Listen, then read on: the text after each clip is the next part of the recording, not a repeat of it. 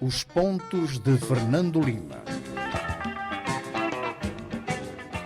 Boa noite, rádio ouvintes e telespectadores. Cá estamos nós para mais um Pontos de Fernando Lima. Falamos do nosso local habitual, que é os estúdios da Rádio Savana 100.2. É um programa que está em direto na rádio e também no Facebook, sexta sim, sexta sim. Estamos aqui com o nosso comentador Fernando Lima para comentarmos os assuntos que marcaram a semana. Fernando Lima, entramos agora em direto para o nosso programa num dia do fim do dia chuvoso em Maputo e a ameaça de um ciclone para Cabo Delgado, sobretudo para os distritos de Mocimboa da Praia, Palma e Nangade.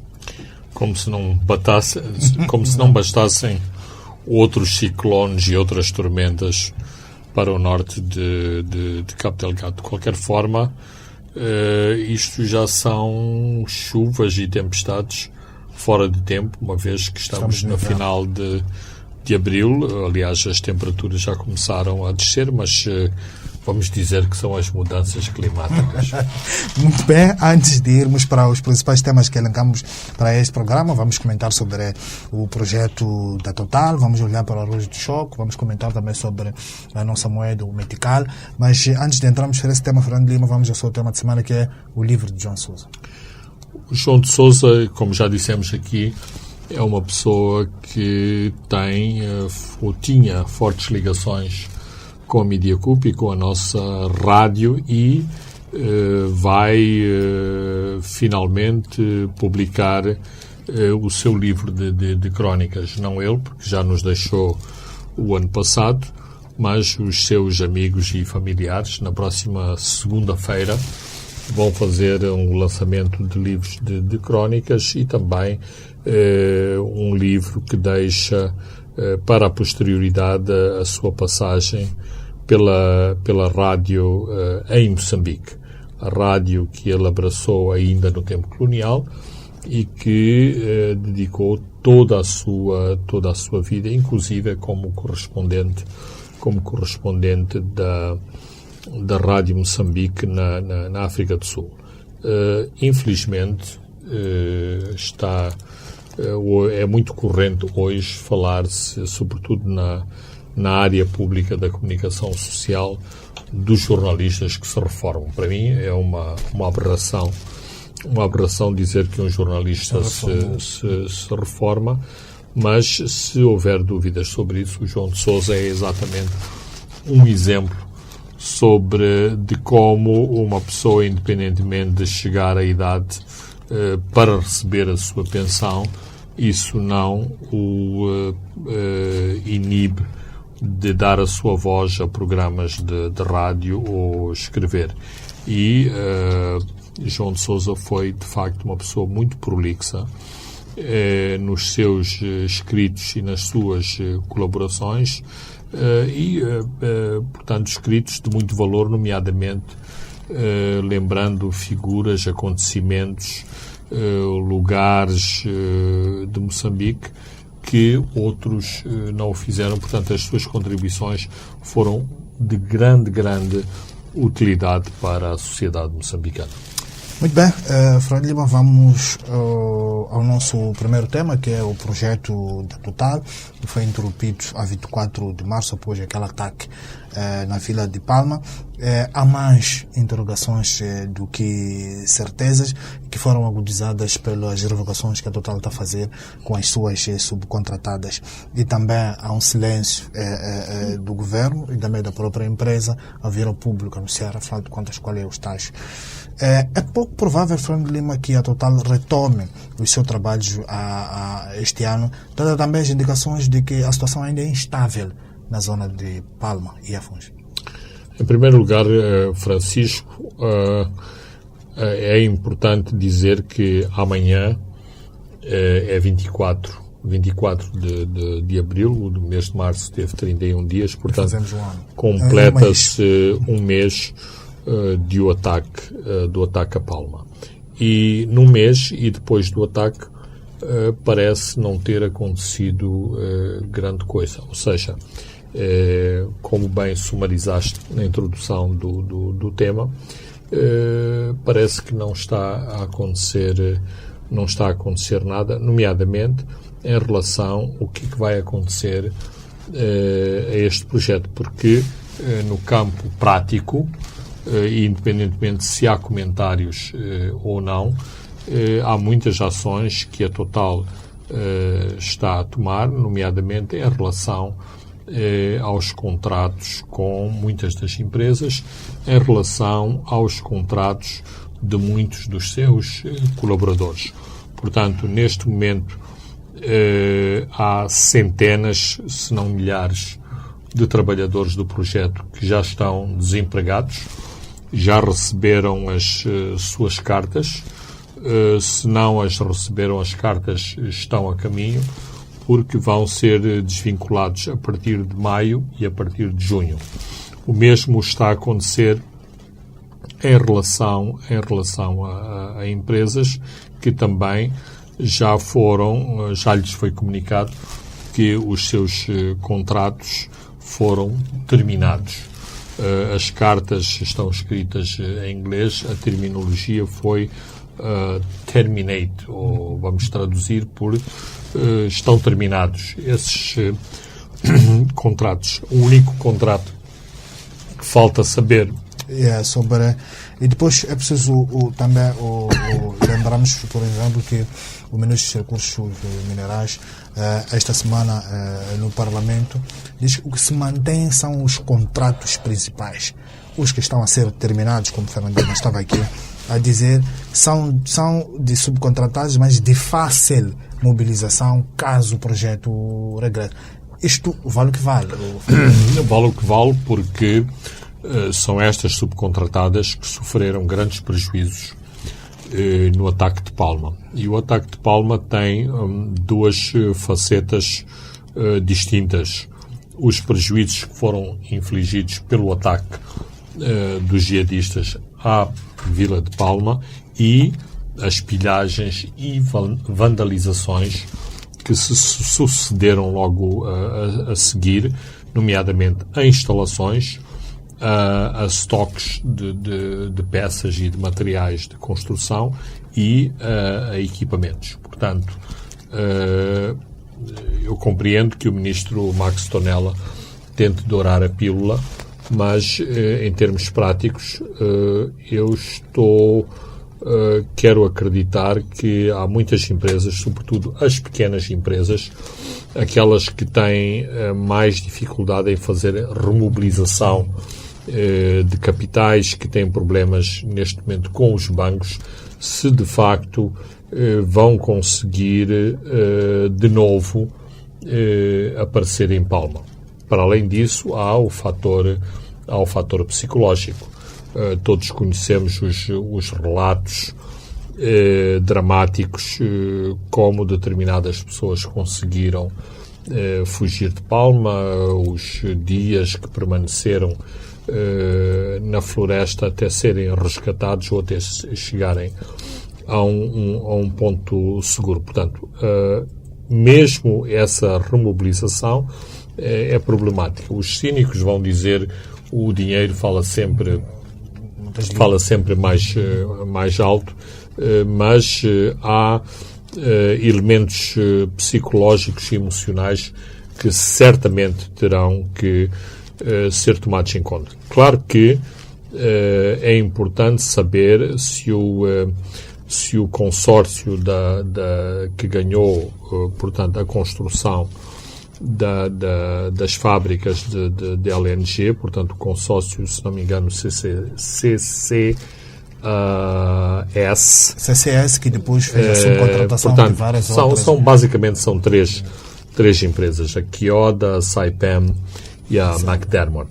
Foram eles que depois contrataram as Agopes, a Motengil, a Gabriel Couto, a WBHO, a CMC, todas essas. Tanto quanto eu sei, a Total está neste momento em discussões com o consórcio em relação ao futuro próximo e, portanto, a ideia é de se conseguir, se for para a cessação do contrato, encontrar-se uma solução de consenso que evite grandes indemnizações, a própria Total ainda não decidiu se vai declarar a situação de força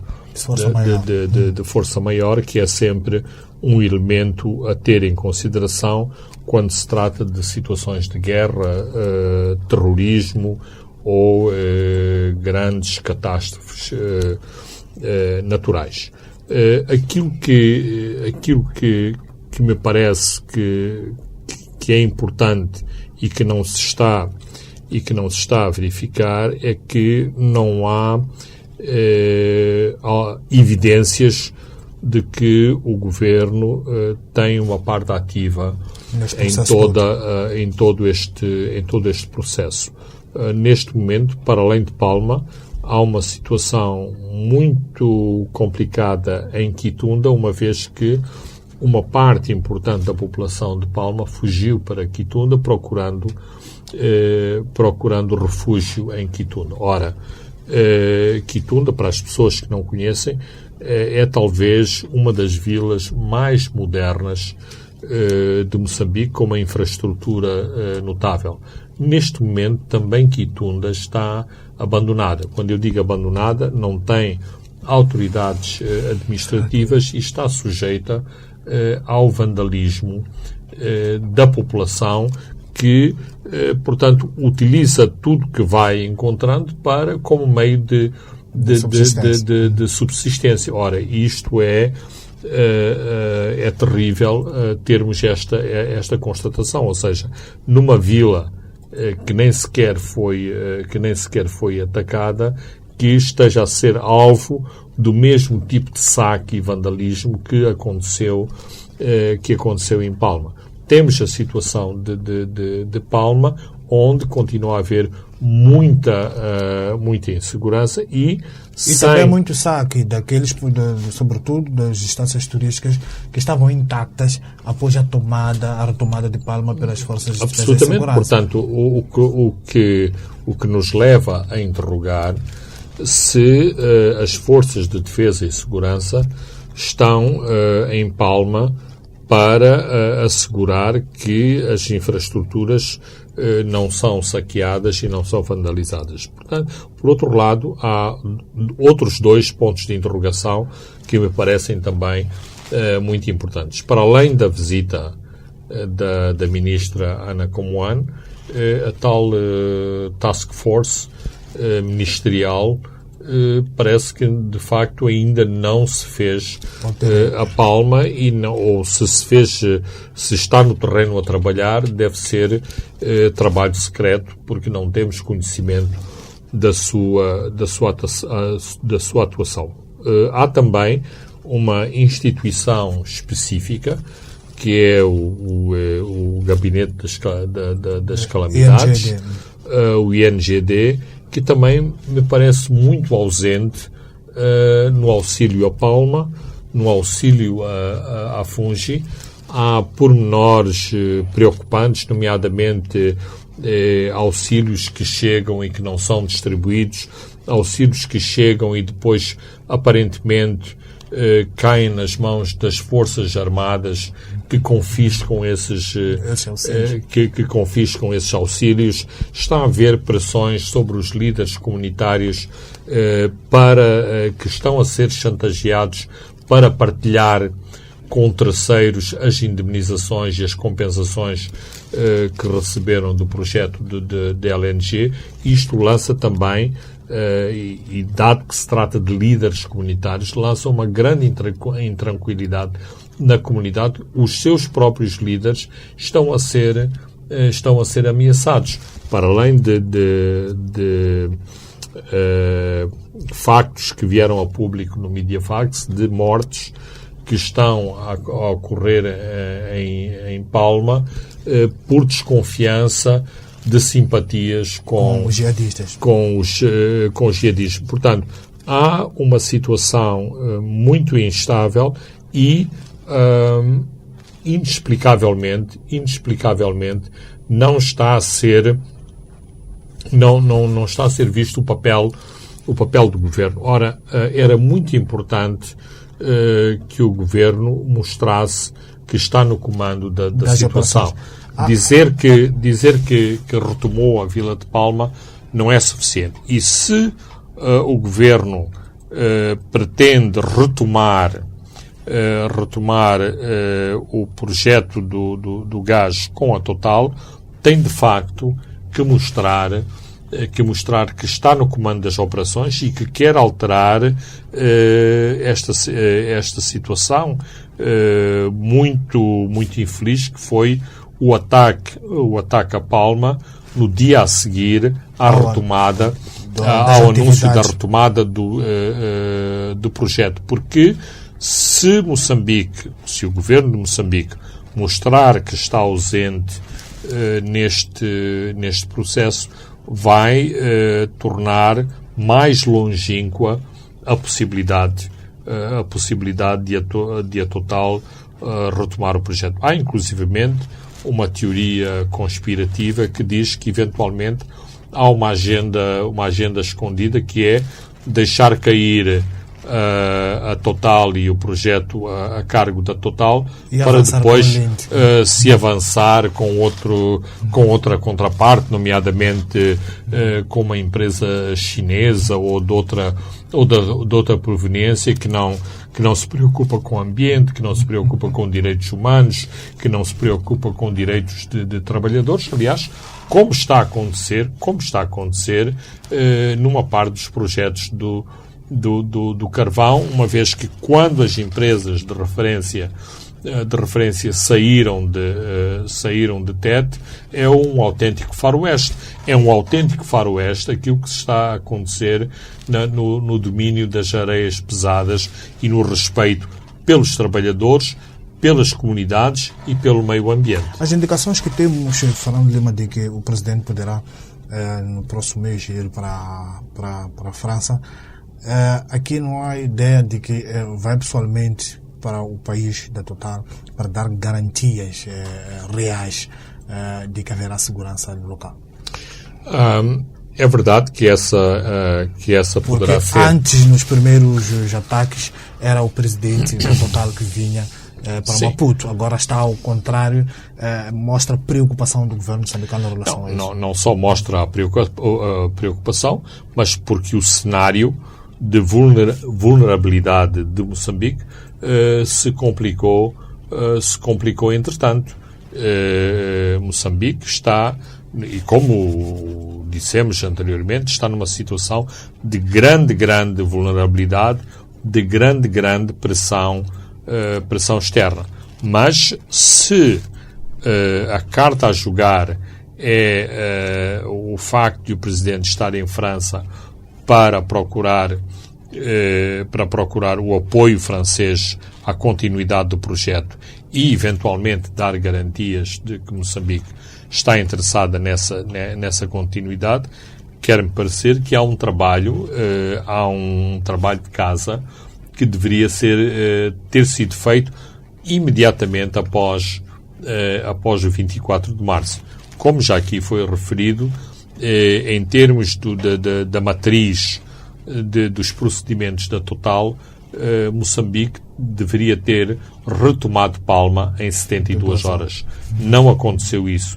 E logo isso foi uma grande mancha na imagem de Moçambique, das suas instituições, nomeadamente das suas instituições de segurança. O facto de, perante a sua contraparte francesa, demonstrar que não está no comando, quer em matéria de segurança e estabilidade, quer em matéria de apoio humanitário na região, isto, digamos, esvazia os bolsos do presidente moçambicano nessa sua viagem para a França. Sabemos também, não é segredo, que em cima da mesa está também uma grande pressão para que Moçambique aceite a presença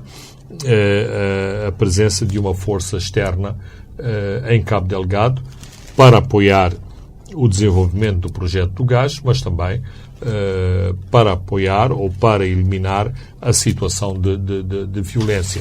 Se Moçambique não dá passos muito concretos, essa pressão essa pressão vai continuar, e isto também cria fissuras importantes na própria estrutura institucional de poder em Moçambique, uma vez que este tipo de pressão tem adeptos e oponentes no poder em Moçambique, nomeadamente na Frelimo, e se esta situação não se clarifica, não se esclarece, essas fissuras, que agora podem ser fissuras, tornam-se enormes brechas, formação de grupos, formação de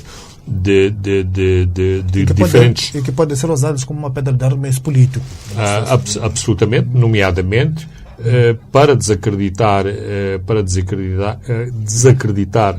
o Presidente da República e para desacreditar o próprio partido que está no poder. Mas é preciso ter em conta que esta ebulição é uma ebulição muito sensível dentro da própria Frelimo. E também nesses grupos é preciso acrescentar um outro elemento daqueles que acham que a Total pode ir embora e vamos ficar aqui. Ainda bem que levantas essa questão, porque é preocupante, do meu ponto de vista é preocupante, mas é um ponto de vista que está a ganhar muita força em setores intelectuais relevantes, em setores confessionais também, esta teoria de que não há problema nenhum a Total ir-se embora. Não precisamos da Total, não precisamos do gás e, sobretudo, não precisamos do gás explorado pela Total, com uma série de outras acusações complementares, nomeadamente que a Total não dá emprego, que a Total não fez desenvolvimento, que a Total não construiu nada. Quando se contabilizar só esta semana, a CTA fez a contabilidade de 56 mil postos de trabalho perdidos. Ora, eu penso que é de uma grande irresponsabilidade dizer-se que não se precisa do projeto do gás e não é precisa a Total. Minha interpretação, muito pessoal, é que isto é o ricochete de um mal-estar de determinadas elites em Moçambique que não estão a gostar do rumo em que este projeto tem tomado, nomeadamente a forma como no passado houve uma atitude de partilhar, digamos, o bolo das benesses, o bolo dos contratos, o bolo dos benefícios entre a elite da Frelimo. Ora, e alguns assentos nos conselhos de administração.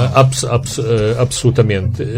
E até agora não é isso que está a acontecer. Houve uma conferência há 2 anos sobre a questão do conteúdo local e ficou muito claro para essas elites que estavam, digamos, na fila à espera de serem os eleitos para ganharem os contratos, para que os contratos sejam dados pela porta do cavalo, como se costuma dizer. Até agora, essas empresas, que muitas vezes são empresas completamente fictícias, aliás, vimos em Tete os sul-africanos a que trabalhavam, mas os contratos tinham ido para empresas formalmente moçambicanas, ou seja, a empresa moçambicana vê o dinheiro entrar na conta e depois vai subcontratar o sul-africano. Ou seja, o ovo que vai para o refeitório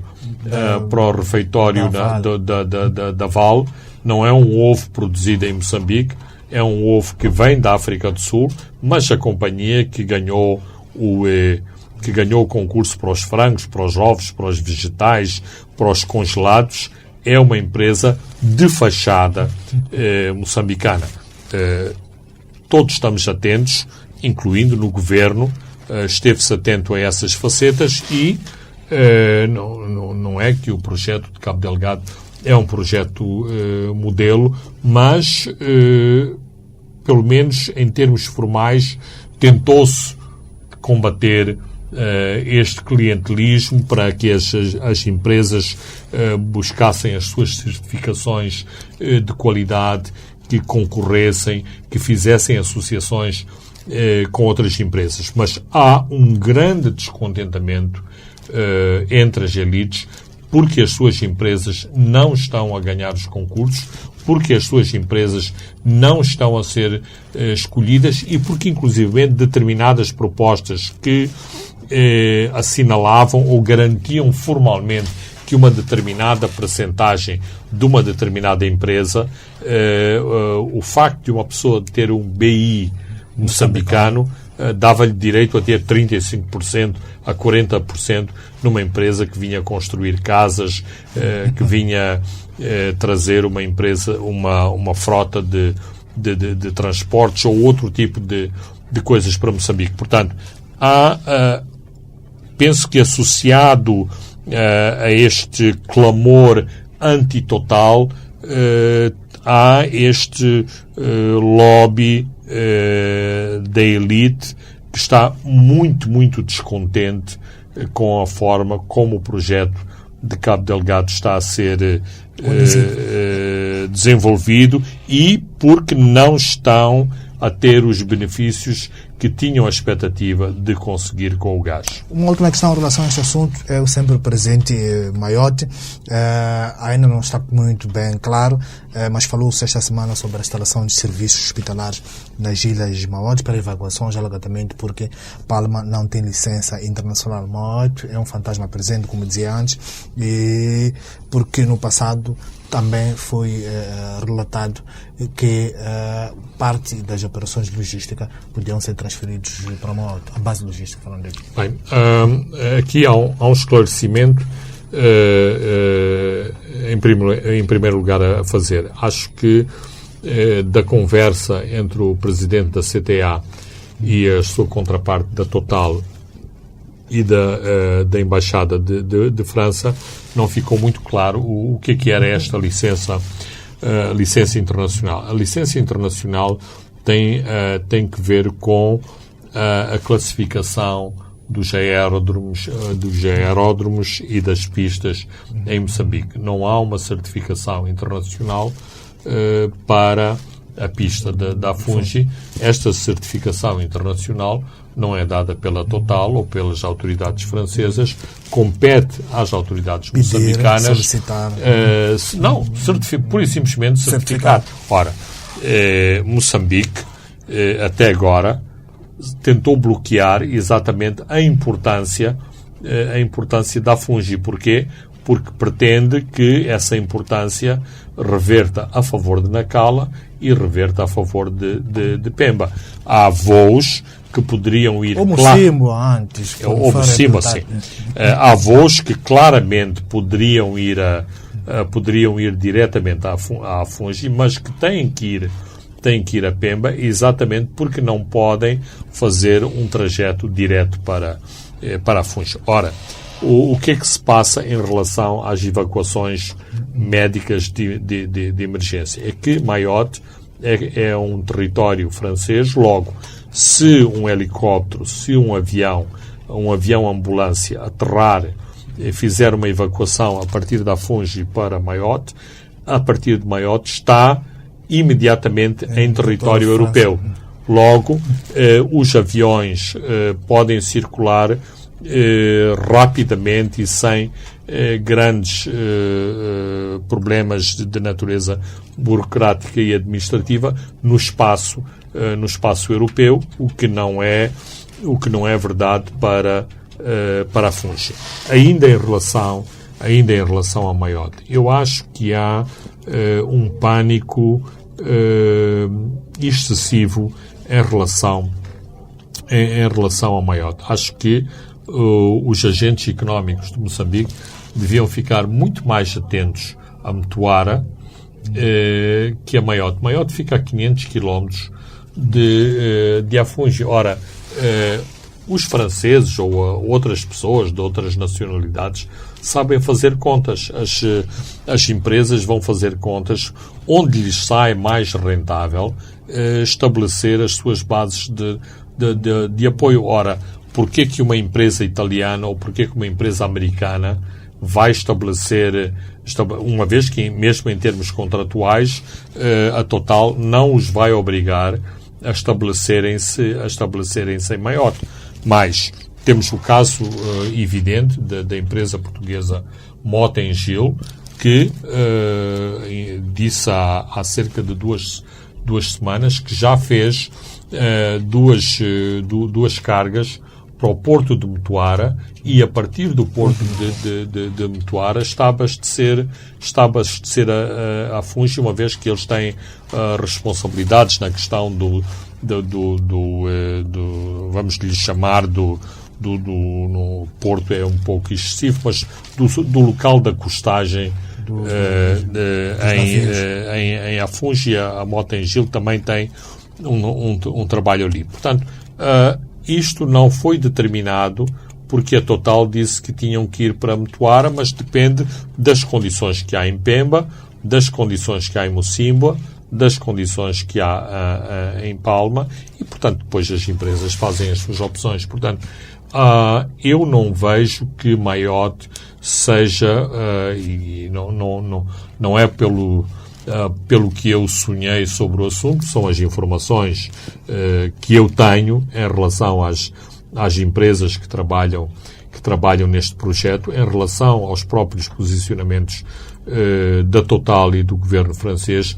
Não há qualquer preferência em especial por Mayotte, porque exatamente Mayotte é desaconselhada em termos do distanciamento em relação ao projeto do gás, e porque até agora se perfilam opções economicamente muito mais rentáveis, incluindo o porto tanzaniano de Mutuara. Muito bem, Fernando Lima, vamos a um brevíssimo intervalo e voltamos para comentar sobre o arroz de Chocó e também sobre o Medical. Boa noite, rádio ouvintes e telespectadores. Estamos de volta à segunda e à última parte dos pontos de Fernando Lima. Vamos comentar um pouco sobre o arroz do Chocó. Fernando Lima, pelas indicações que vão chegando, parece que é uma super produção de arroz no Chocó. O ministro da Agricultura e Desenvolvimento Rural, Celso Correia, deu garantias de que todo o excedente será absorvido pela CAIC. É importante lembrar que a CAIC foi inaugurada em 2015 com investimento de 60 milhões de dólares, mas estava paralisada por falta de matéria-prima. É o sustento a dar os seus efeitos, Fernando? Pelo menos formalmente parece que assim é. E dado que o sustento está sob grande escrutínio, acho que devemos ir pelo ditado que se diz que só no fim a que se fazem as contas. O CAIC tem a capacidade de processar 30 mil toneladas de arroz. Os números de que se fala no Chocó apontam para 15 mil, portanto o CAIC, que é o complexo agroindustrial do Chocó, tem capacidade para absorver as tais 15 mil toneladas. É importante dizer que o CAIC não só processa ou tem capacidade para processar arroz, como tem uma linha de processamento de tomate e uma linha de processamento de castanha de caju. Então, a primeira questão a considerar é se o CAIC, para além de comprar o arroz, terá esta disponibilidade fabril para processar o arroz e depois comercializar. Portanto, aquilo que agora está na moda dizer, assegurar toda a cadeia de valor. Aparentemente está assegurada a armazenagem do arroz e a compra do arroz. A compra do arroz a um preço que Foi agrada aos produtores. 17,5 meticais. Portanto, mas falando do preço que agrada aos produtores, porque o primeiro preço eram 14 meticais. Exato. E o governo vai subsidiar 3,5 meticais, vai ficar 17,5 meticais. Sim. Só para os nossos ouvintes, telespectadores, estarem claro disso. Sim, e isto foi um aspecto muito importante, porque não só é um incentivo para os agricultores e para a campanha deste ano, mas será também um incentivo para as próximas campanhas. Portanto, isto para dizer que muitas vezes a questão não é só produzir ou não produzir, tem que ser produzir e os agricultores serem recompensados pela produção, mas também e o Estado não pode entrar num esquema voluntarista, é preciso que depois essa produção seja escoada, tenha compradores, inclusivamente. Já esta sugestão, penso eu, muito samoriana, de que o arroz do Choque vai para os refugiados de Cabo Delgado, vai para as escolas, vai para o exército, vai para os hospitais. Porquê que há todas estas sugestões? Porque as condições do mercado são muito adversas para o governo. Nós estamos a falar de um mercado de 400 mil toneladas de arroz. A produção moçambicana, e também está em curso um inquérito agrário sobre os verdadeiros números da produção agrícola moçambicana.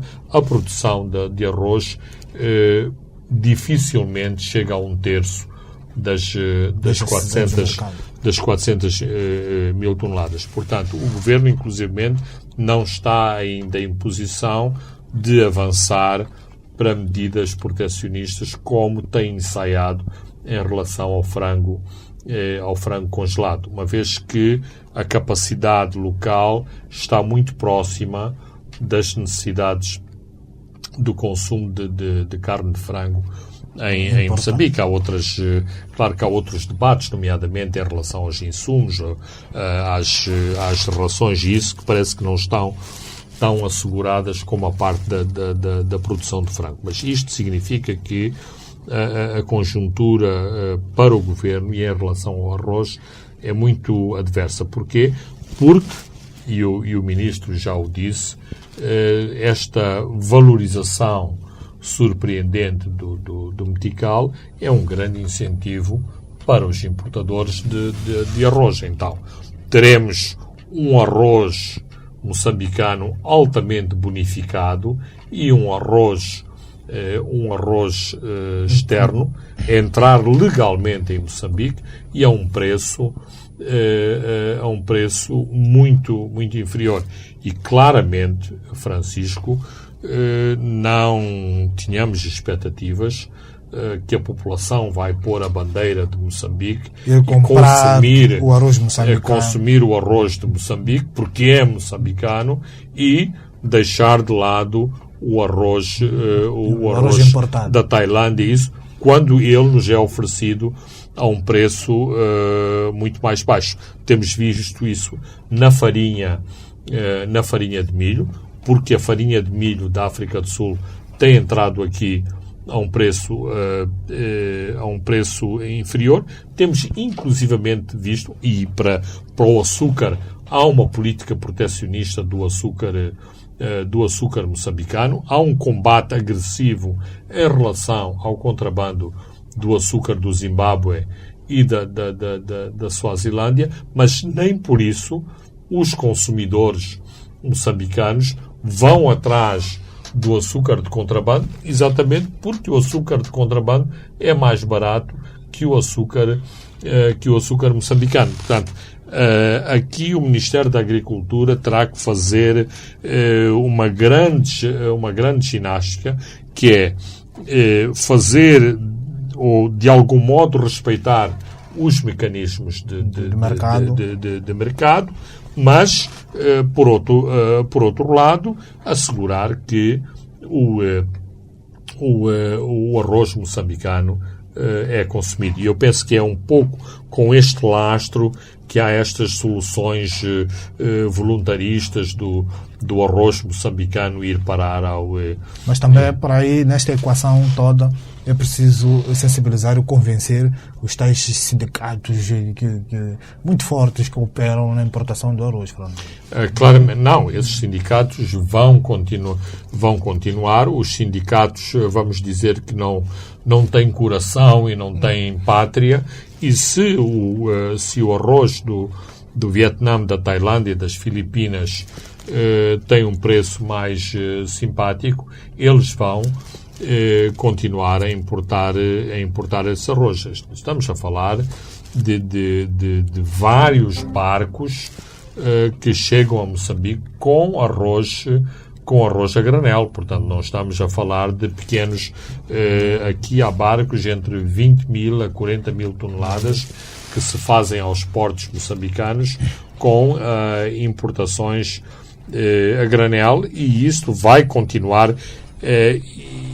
Do meu ponto de vista, e o meu ponto de vista é alicerçado naquilo que eu tenho ouvido dos especialistas, só quando a produção de Moçambique começar de algum modo a fazer perigar as importações, Moçambique, ou o governo de Moçambique, estará numa posição de utilizar algum músculo protecionista em relação à produção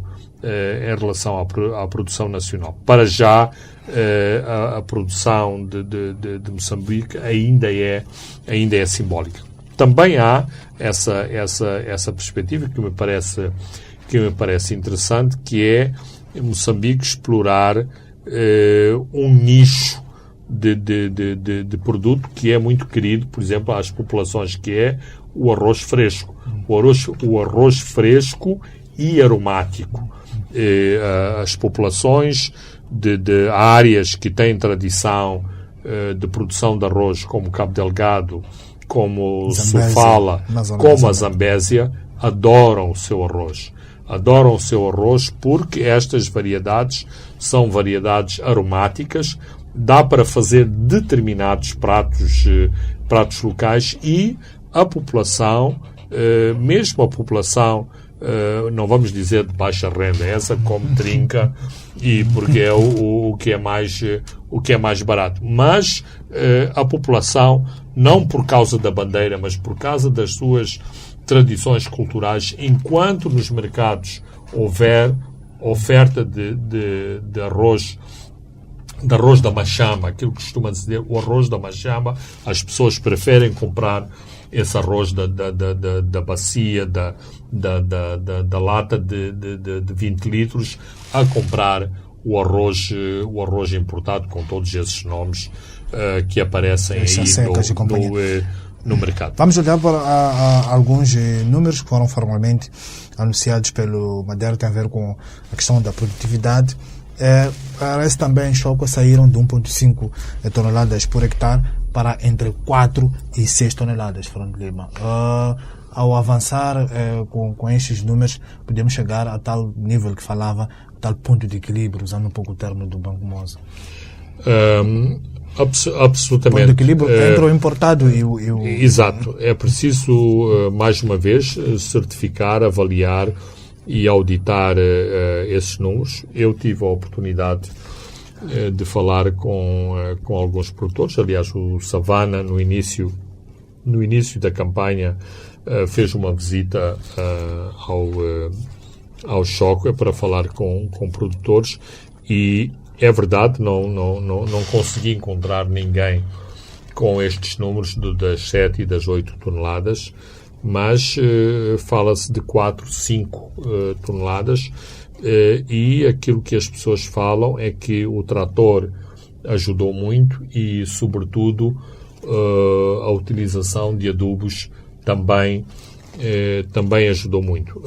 Os agricultores acreditam que o nivelamento dos solos poderá ajudar ainda mais, e há indicação que o Ambal passa publicidade, é uma empresa chinesa baseada no Baixo Limpopo, se prepara para, de facto, fazer 7, 8 toneladas, mais 8 do que 7, nas suas áreas de produção. Não é a primeira vez que a Wambao faz 7 toneladas por hectare, portanto, eles estão habituados a estes níveis de produção. Os outros agricultores aqui habitualmente não têm estes índices de produtividade. Isto tem ainda o seu lado especulativo, tanto quanto eu sei. O próprio Mader está a investigar não só os níveis de produção como os níveis de produtividade. Portanto, mas nas próximas semanas nós teremos números mais apurados, e claro que são boas notícias para o Sustenta, são boas notícias para o Ministério da Agricultura, uma vez que há também muitos céticos em relação à capacidade da agricultura e dos programas governamentais para a agricultura de trazer, de facto, mudanças sensíveis no campo em Moçambique. Vamos olhar para o Metical, que está a ter um comportamento volátil, numa altura em que também falamos um pouco na semana passada, crescem expectativas de abrandamento de preço dos principais produtos, mas economistas, Fernando Lima, aconselham a prudência e argumentam que a fatura da nominal depreciação, apreciação do Metical face ao dólar e rand pode nos sair caro. Bem, a questão fundamental é que esta apreciação do metical não tem nada a ver com a economia real de Moçambique. Tanto quanto os analistas e especialistas de bancos nos dizem, é que houve uma conjugação de fatores que possibilitou esta apreciação. Ora, se esses fatores forem eliminados, há também a possibilidade de rapidamente o metical assumir outros valores, nomeadamente não para voltar aos 75 meticais por dólar, mas na casa dos 65 meticais por dólar. Ora, quais são os indicadores? E isto é incrível e mostra, de facto, a volatilidade do metical e, sobretudo, do câmbio do metical. Olhemos, por exemplo, em relação ao rand. Estamos na sexta-feira, a minha referência é ao dia de ontem. Quando se procuravam rands no mercado aqui em Maputo, os bancos tinham algumas dificuldades de disponibilizar os rands. E no mercado secundário o rand estava a 4 meticais e 50 centavos. Ora, as tabelas, quer do Banco de Moçambique, quer dos bancos comerciais, que hoje em dia estão muito próximas sempre da tabela do Banco Central, andavam à volta dos 3,90. Ora, é ótimo que o rand seja oferecido a 3,90, mas deixa de ser ótimo quando o eventual e o potencial comprador de rands não os consegue encontrar. Habitualmente, há uma sobretaxa em relação à utilização por exemplo, de cartões de crédito, que no caso do rand dá uma valorização do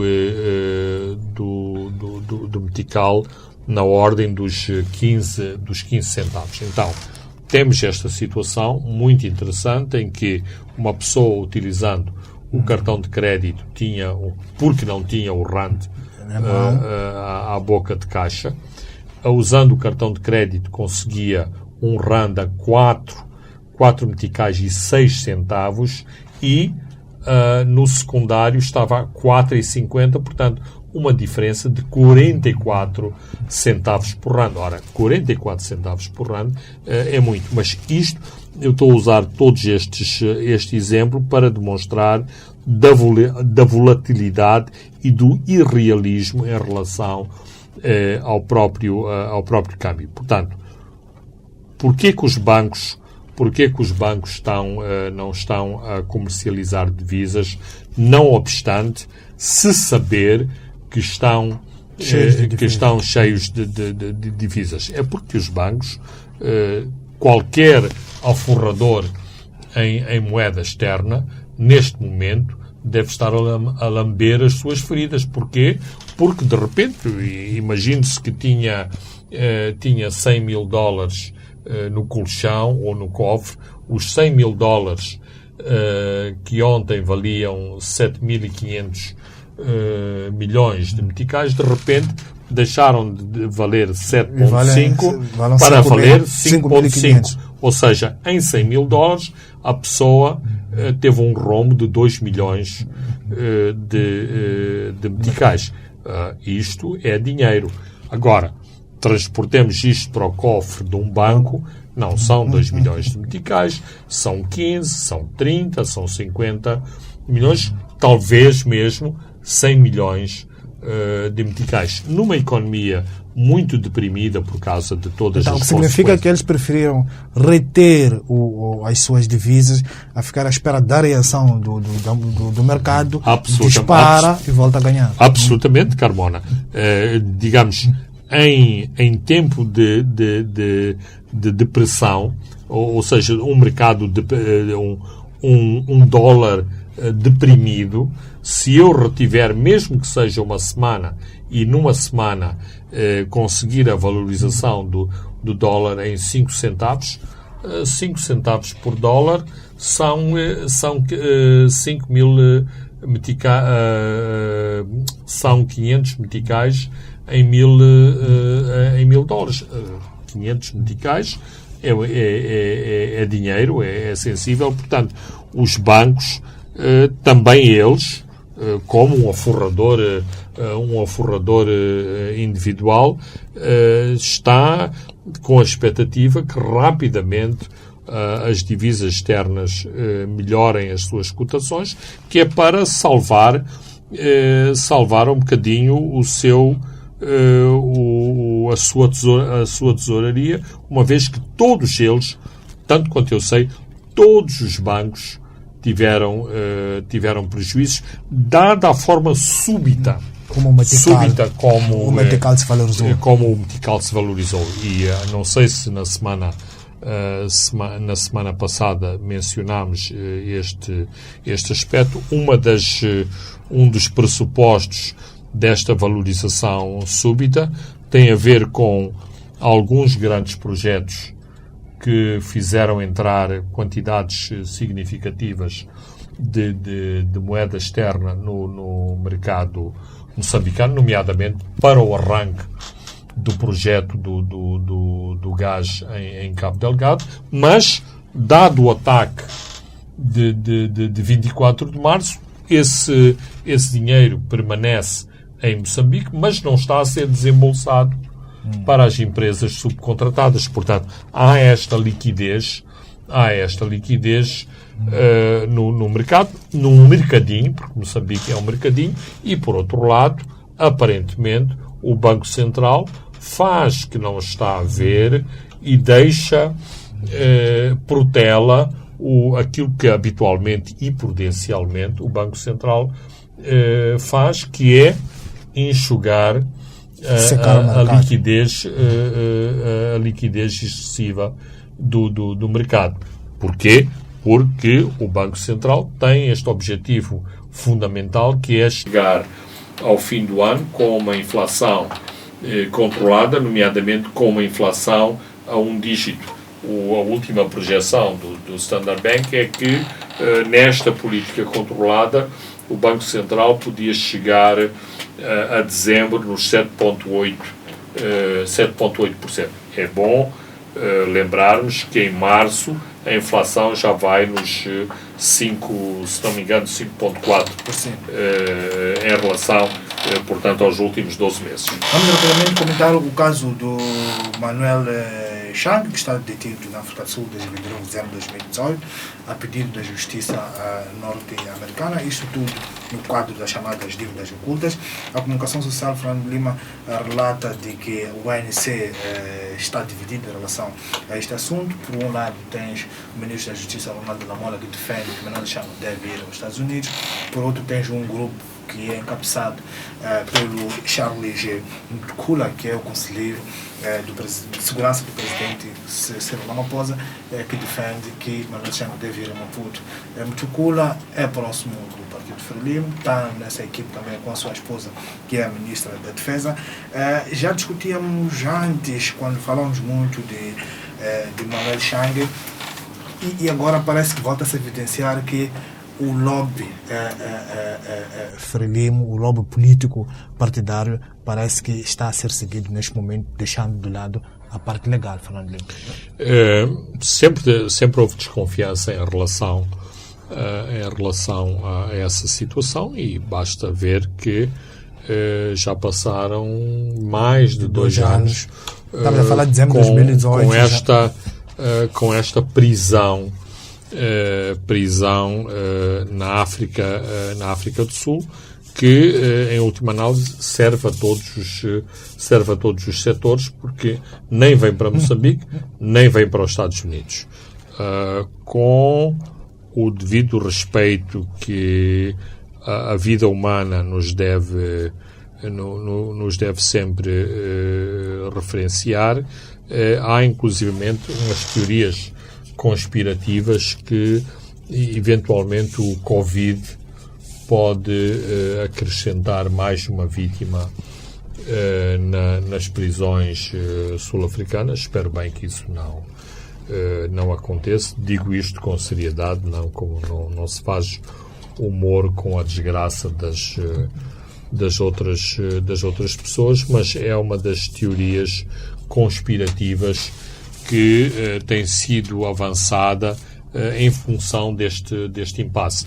E o impasse não tem a ver com os argumentos legais que têm sido esgrimidos, tem a ver exatamente com aquilo que é o interesse político de que Chang venha parar a Moçambique, porque há este pavor que os segredos de Estado poderão estar em jogo se Chang for aos Estados Unidos, e que vai provocar, tal como o Jean Bustani já provocou há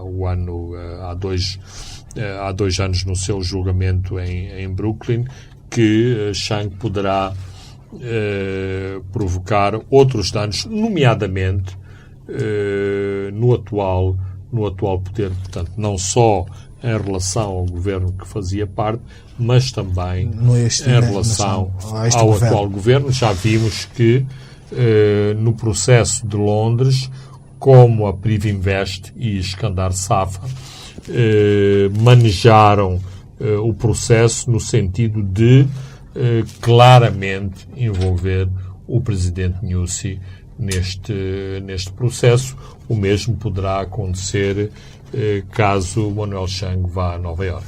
Vamos fechar com a reunião do Conselho do Estado, falando de uma semelhança do que aconteceu com a reunião do Conselho Nacional de Defesa e Segurança, que teve lugar a 9 de abril. Tivemos também a sessão do Conselho do Estado, que anunciou publicamente, não anunciou publicamente nenhuma a decisão relevante, expressou preocupação com a situação de Cabo Delgado.